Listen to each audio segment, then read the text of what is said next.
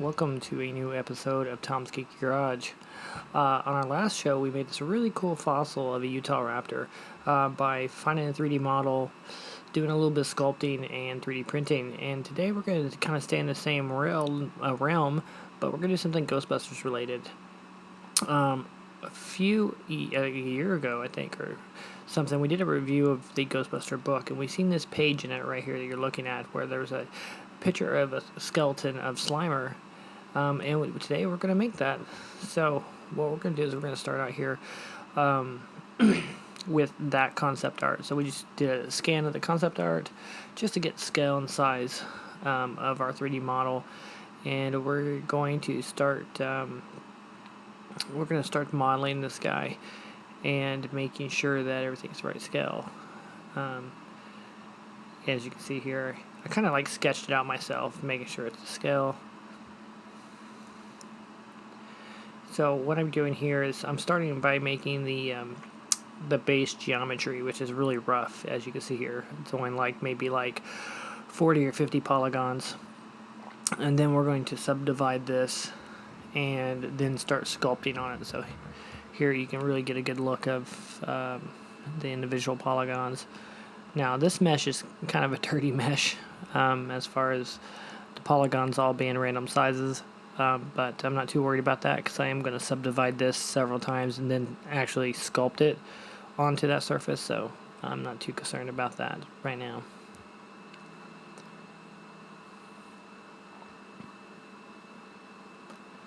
Okay, so here we are. We're subdividing this now, and you can see that it already has gotten quite smoother just by subdividing, but that's not all that we're going to need to do here. We're going to have to also start sculpting in more of the actual details, to make it look like the actual skull here.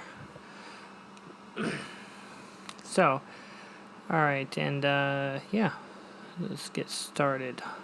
So, we kind of did a little fast forward here, and you can see now that there's a little bit more detail here as far as the shape of the skull. One of the characteristics that I wanted to keep from the concept art was he kind of had some squarey cheekbones, so I kind of did that.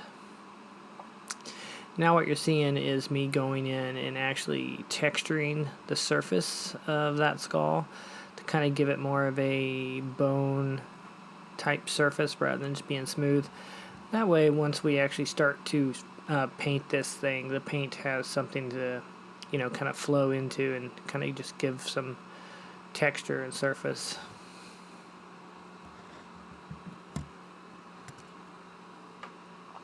This doesn't take too long to do.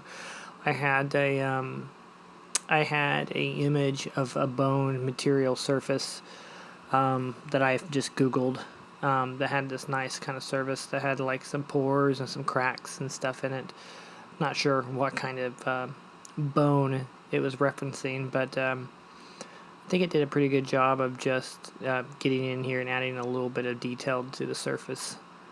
I didn't really want a whole lot, just enough to make it not smooth. You can see that I did sculpt in some cracks and some blood vessel holes and things like that into the skull, which I don't think were in the concept art, but I wanted this to kind of be close to an actual skull, and a lot of animal skulls and human skulls have a lot of little holes and pores through the skull and the skeleton in general, where blood vessels and blood veins and stuff would travel through the bone.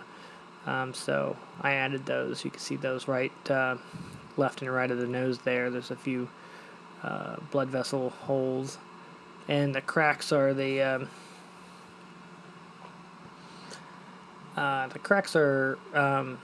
where your skull is fused together out of multiple pieces. So we added those cracks in there.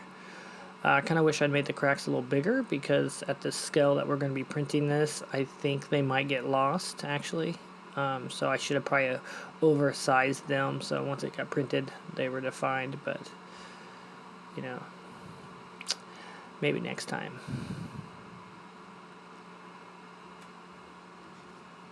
The bottom's real interesting. I didn't really have to put detail here because I don't think it will be seen ever. But in early research and early testing of the printer doing skulls, I was printing animal skulls, and I did some rat skulls, and I particularly like the underneath of the skull where the spinal cord would connect to the skull, and kind of was like, I gotta do that to mine, so went ahead and just did some detail under there that kind of matched. It's kind of a hybrid between the bottom of a human skull and a hybrid of a rat skull, because those are the two references I had in front of me, so that's kind of what I threw together, and guess that will be fine. I'm sure there's not anybody's going to be judging.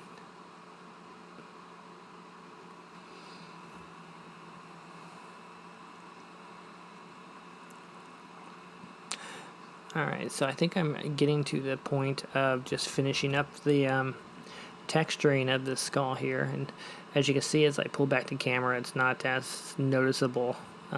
It's really a fine detail that I just felt like needed to be on there. It probably won't come out in the print. If it does, it'll be very, very faint.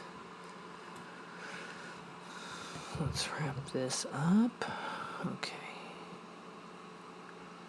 Alright, yeah, okay. So now we can kind of get to look over the whole thing. Alright, so now we have that kind of done. It's about time to move on to the rest of the skeleton and get it all modeled and made. I'm going to bypass showing the rest of the skeleton being made. We're going to use the same technique that I showed pretty much here. Oh yeah, here's some footage of the bottom jaw being connected.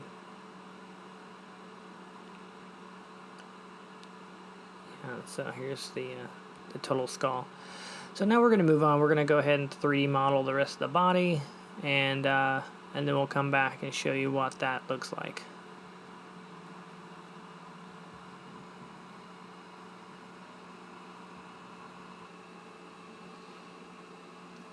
Real quick, we're going to show you a 3D render of that skull. So hold on, just give the slow computer some time. There we go. Okay, let's take a look at the body.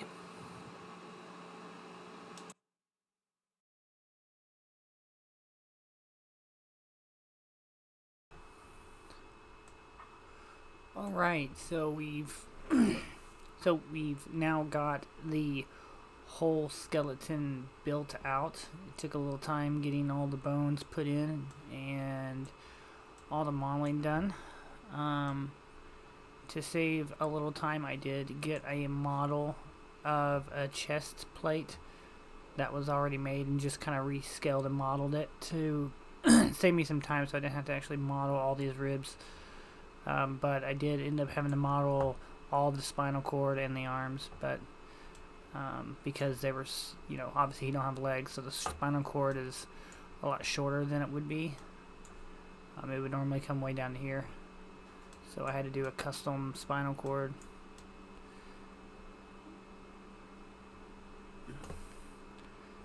So yeah, there he is.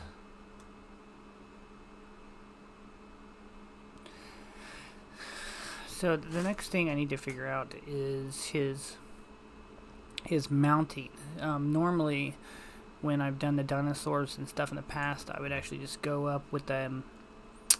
I'd normally have a rod that would go up into the pelvic bone and be mounted from the hip.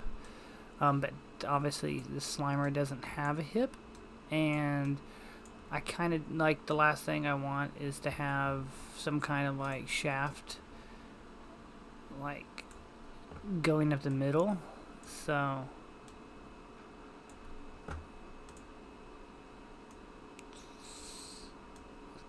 like this, we don't really want We don't want anything like this where there's like a pole going down into the center, because then you can't see the spinal cord. So what we need is we need the pole back here. And for this, since it's a special thing, I might have to do, normally I would do like a brass rod. But for this one, we might end up doing like a clear acrylic rod. Mainly because he's supposed to be floating, so, and there's no legs or anything to hide the pole. But yeah, I think what's going to have to happen is I think we're going to have an attaching point somewhere, maybe on his lower spinal cord, maybe.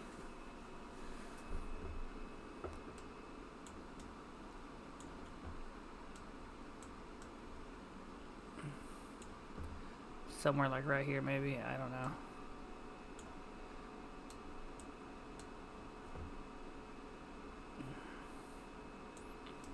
Or would it be better if it was up by his back? Maybe off his back? I don't know. But, yeah,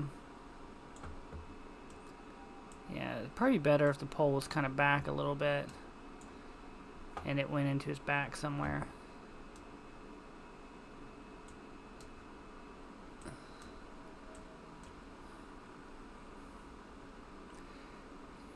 Anyhow, alright, so I'm going to figure this out, and then we're going to basically start printing out his parts. Now, his scale, he's 60 millimeters from this cheekbone to this cheekbone is how I measured him. I did a early print of his head, and I just kind of guessed the size, and then I decided to scale it up. So, it'll be pretty decent size. His head will be about the size of a golf ball when it's finished.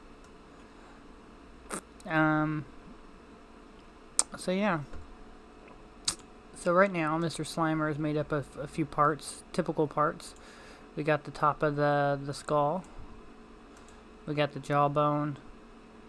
We have the chest cavity. And then we have the two arms, which will be separate pieces. So let's go ahead and start printing this stuff out, and then we'll come back once we get all this stuff printed.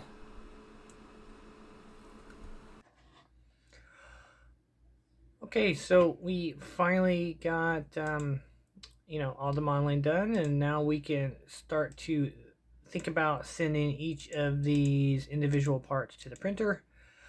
But before we do, I had to think about the paint job, or how I want this to come out. Now, when I did the dinosaur, I want it to look like an old fossil, so like this brown kind of look. So I was able to basically print this in any color I wanted, because I'm just going to paint it brown and black and worry about it. But with this Slimer, I really want it to look, more like fresh bleached bone, so some kind of like something fresh.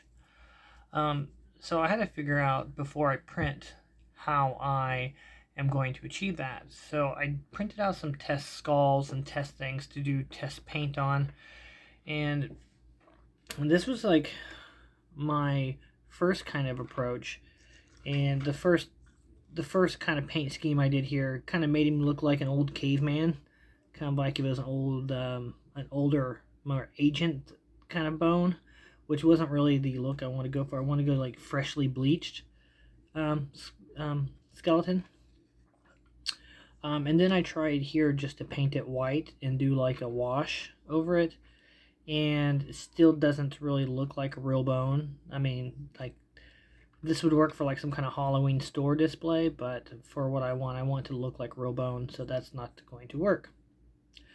That's when I decided the idea was to, instead of printing in a color resin, which this one is actually clear resin, you can see there, but I figured out I'm going to have to actually print in a bone, kind of an ivory type resin. So I took some white resin and added just a tad of, let me get this in the sunlight, added just a tad of yellow to it, and then a little bit of clear, so it kind of makes kind of like this.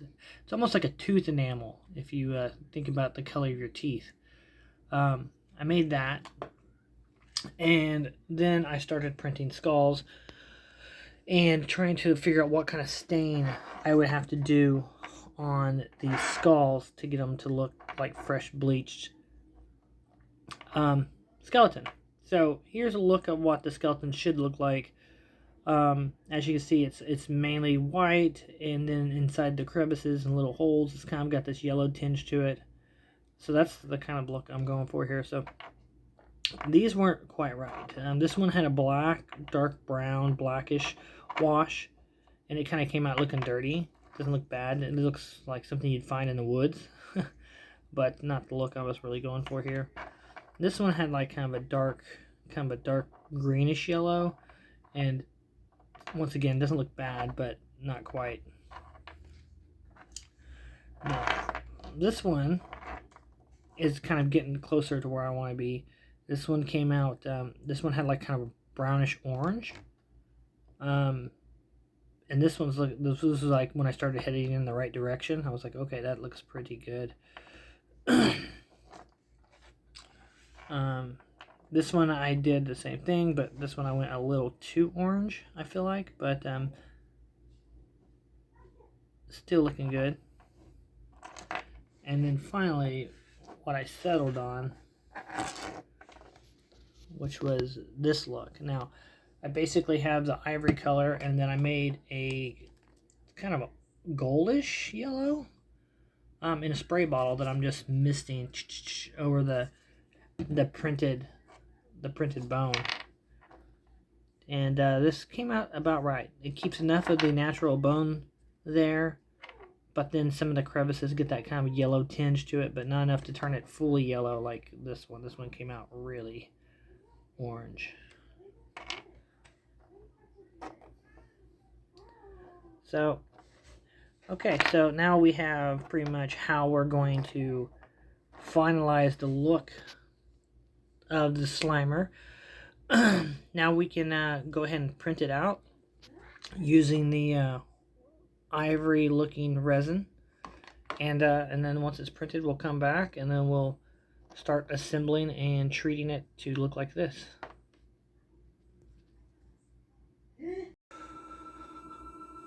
Okay, we got all the bones printed now. We got the rib section here.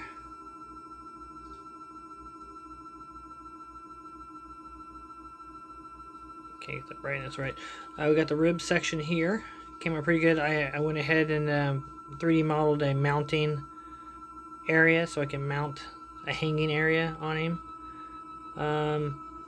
We got the two arms, which are really fragile and tiny. They came out a lot smaller than I thought, but that's okay. And then we have the skull, and everything is still inside the cleaner. See it in there. So we're gonna get this skull out of the cleaner and then start to assemble it, and we'll come back once I get it mostly assembled, and then we'll just do the final touches on it. Okay, so I lost the footage of me assembling this, but we took it out of the wash. For the teeth, we put a layer of resin on the teeth and cured it again. For the assembly, we used a copper wire, and we wired everything together instead of gluing like we did with the dinosaur, because I wanted to make it look more like an actual something you would see in like a museum or a classroom. And then we just did a wash of the golden yellow kind of paint like I showed earlier, and it came out looking really nice. I like the look of the whole thing, and hope you guys like that. And I think I might do one more skeleton before I move on to another project, but yeah, I was pretty happy with this Slimer skeleton. it's different than any project I've done before, but it's pretty cool. So hope you like it, and catch us on the next show.